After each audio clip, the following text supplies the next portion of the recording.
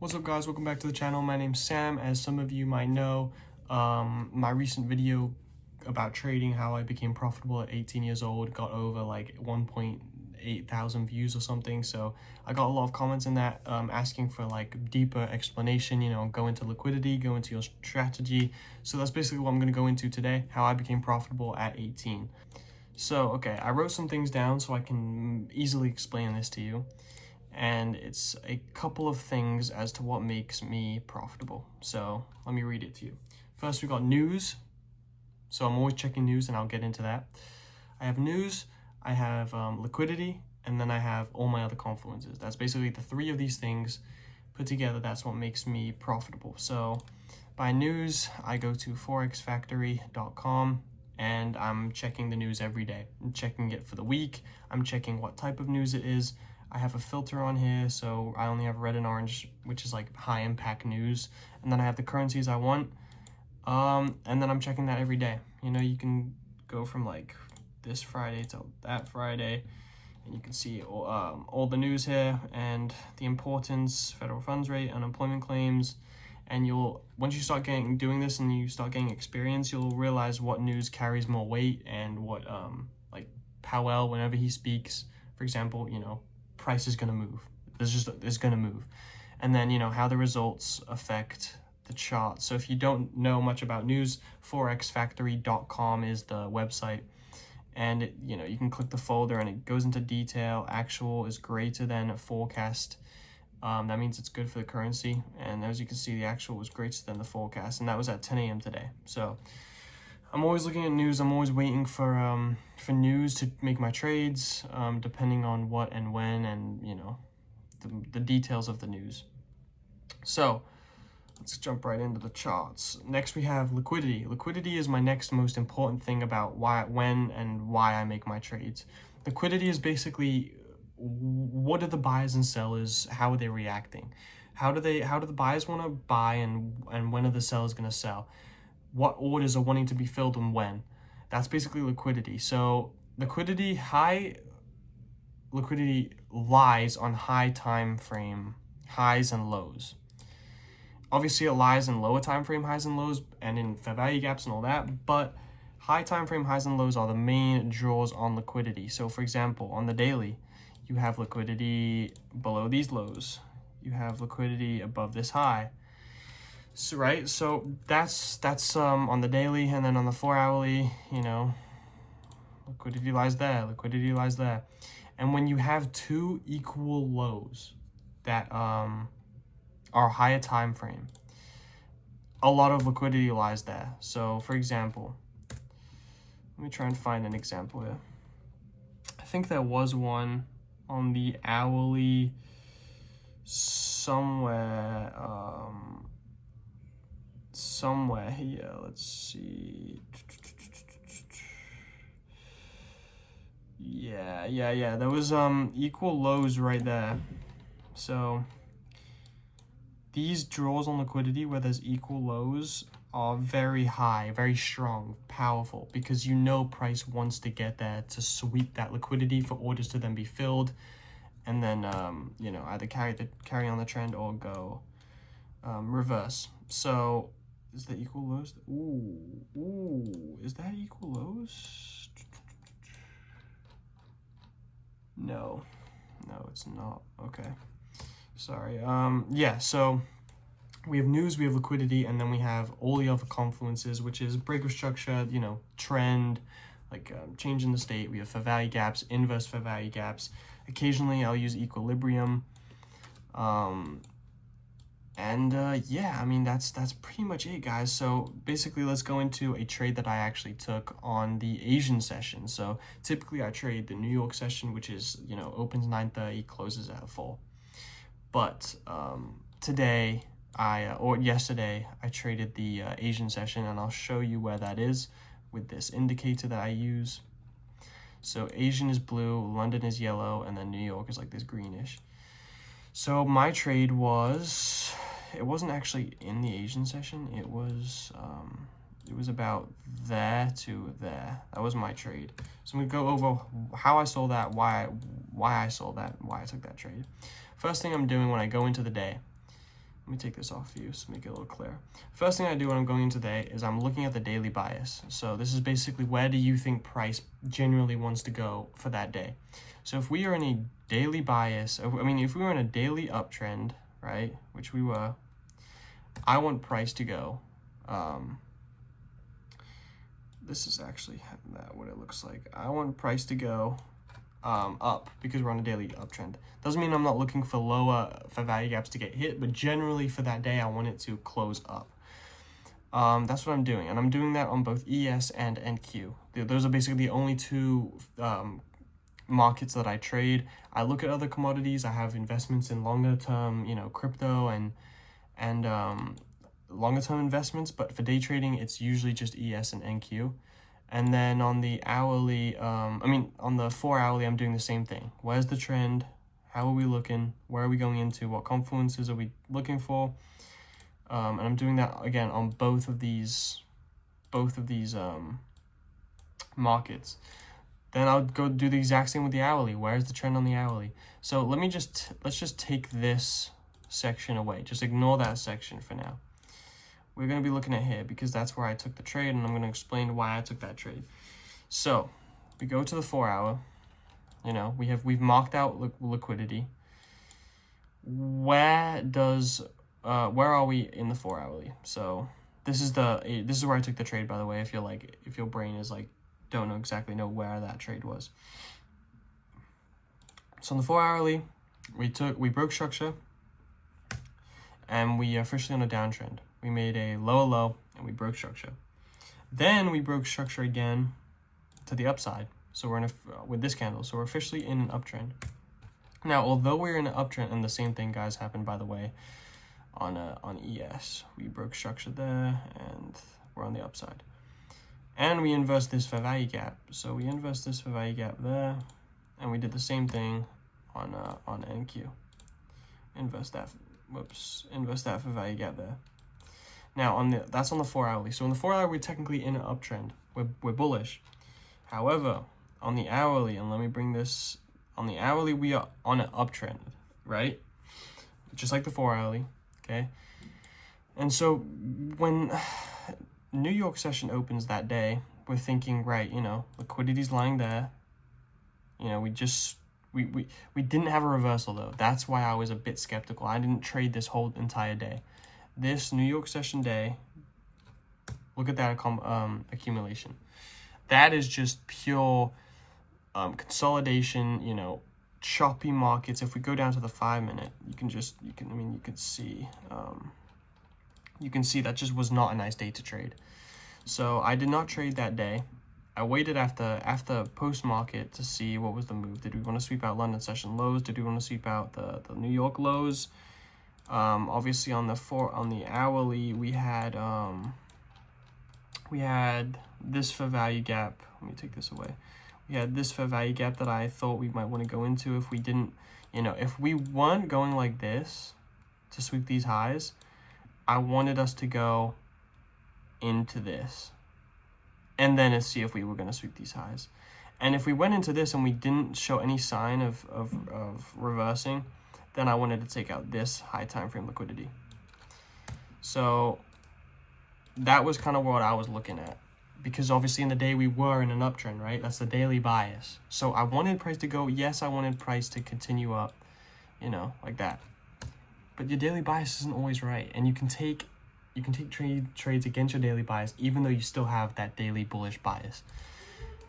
So we're right here, and New York market consolidates, and it's pretty choppy. I don't like that market at all.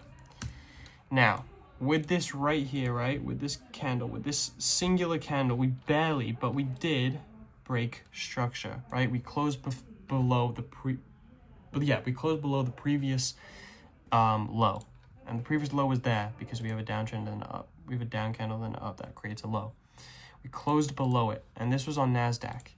On ES, we had a low and a high, and so our closure was on the third candle, and on NASDAQ, closure was on the second candle, so we were lagging a bit on ES. However, that closure on the NASDAQ was good sign for me, especially because if we go to the 15-minute, we had broken structure there on the 15-minute, and then we had broken structure, same thing right there on the 15-minute on NASDAQ. So we had a 15-minute break of structure, and we had an hourly break of structure on the NASDAQ, and we showed no sign of wanting to go up to this and take out this high time frame liquidity after a lot of consolidation here. So in my eyes, I'm thinking, right, we want to retrace. We want to take a big retracement on the higher time frame down into this hourly fair value gap right there. That was officially my bias after New York session, and after this price action happened. I was like, right, we want to retrace. We might want to still go up, but we are definitely going to retrace now based on this kind of 15-minute price action right here, okay? Because look, this is why liquidity is so important. Price, where is price? Price is in a downtrend going down. We sweep out all of this liquidity, all of this liquidity, and we are on a daily uptrend. So we sweep out all of that liquidity. All right, as you can see, we swept it.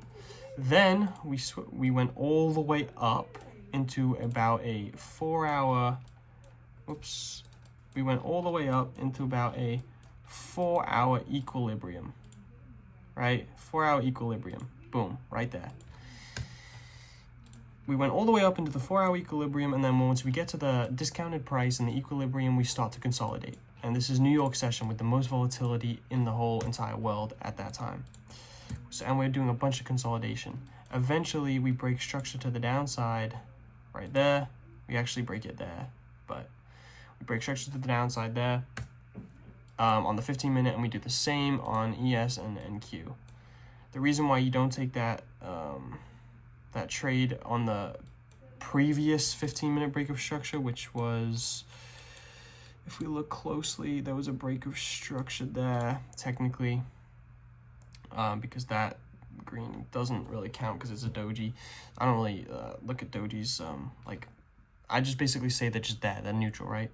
So we did technically break structure there on the 15-minute at 13:15 time, but at 13:15 time on ES, which was right there, we did not break structure. So I'm gonna take, I need 2 break of structures here on the on both indexes for me to be fully confident in this trade. So we broke structure on the 15-minute. I'm thinking bullet bearish now. Where would we want to retrace down to? Well, we have fair value gap there. We have a fair value gap there.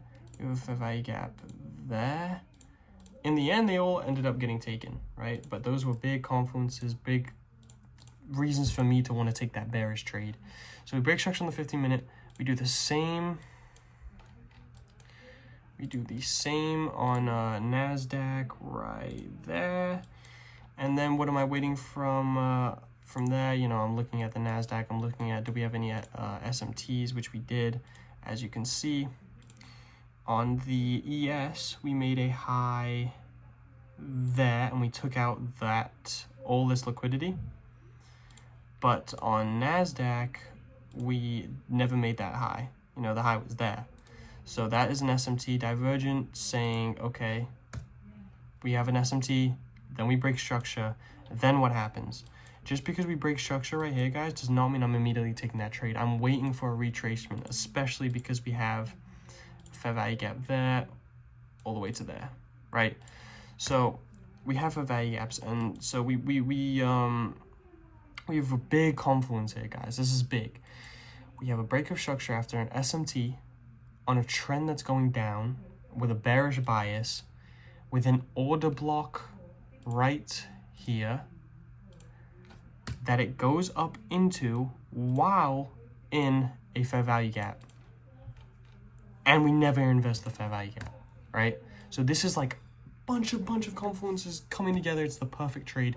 Put your house on it. Put your house on this. This is that type of trade that we are looking to trade. We are looking to make the big money on these types of trades, okay?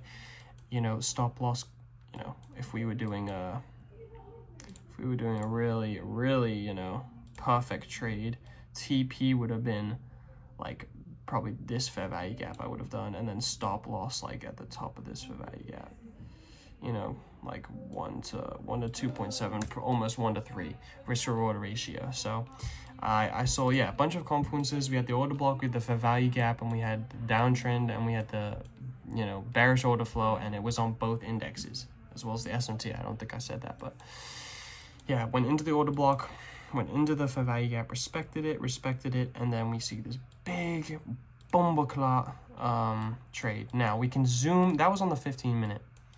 If we look on the 5-minute, we broke structure on the 5-minute a while ago. We broke it up there. Why am I not confident in taking the trade there and entering off of a 5-minute break of structure? Because we have this big fair value gap. Now, once we inverse that big fair value gap, right? We inverse it there. We come down, we sweep this liquidity. I'm waiting for the retracement here, right? Into the 15-minute order block, which we just showed. And then I'm waiting for a 5-minute break of structure in this. And we get that there. Well, we get that actually there. We break structure there. Still consolidating though. Why am I not taking that trade? Again, because we're in this fair value gap, right? Just because we broke structure, right?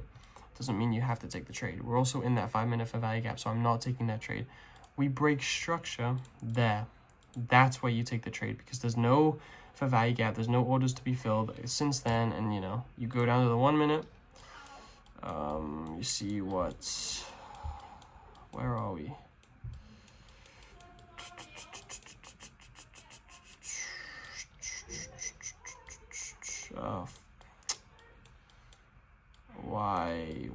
Why can't I find it? Okay, there we go. So for the 1 minute, that's usually how I enter. I usually enter off of the 1 minute.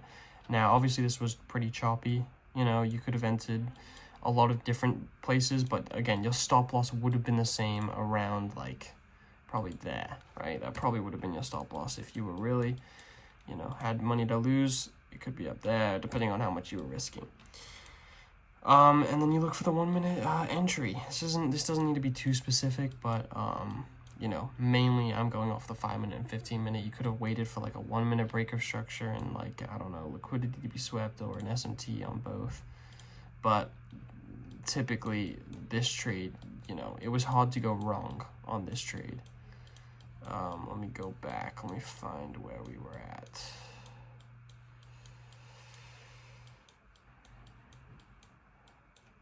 Yeah, so, okay, now, hopefully you've gotten the gist, right? It's liquidity, it's all those confluences, break of structure, it's fair value gap, inverse fair value gap, equilibrium, what else? Trend, where's the trend? Where does price really want to go is what drives my trades in general. Where does price want to go? Where is it looking to go? What? And this comes, guys, this comes from market experience. I remember watching videos on this from traders who were, you know, millionaires, and they were on podcasts and they were asking them, you know, what was it? When did you like, you know, what advice would you give to others to help them become profitable? And he said, market experience. Just spending hours on the market. Just watching the market. Oh, that happened. Oh, why did that happen? Why did that fair value gap get inversed? Why did that liquidity not get taken? And the best thing about trading, in my opinion, is that you lose a trade, there's a reason you lost that trade. What went wrong? Was it you went off of a 5-minute fair value gap, but in the 1 hour you won a downtrend? Was it, you know, when you mess up, it's your fault. It's like a game of chess. If you lose, somewhere you made a mistake.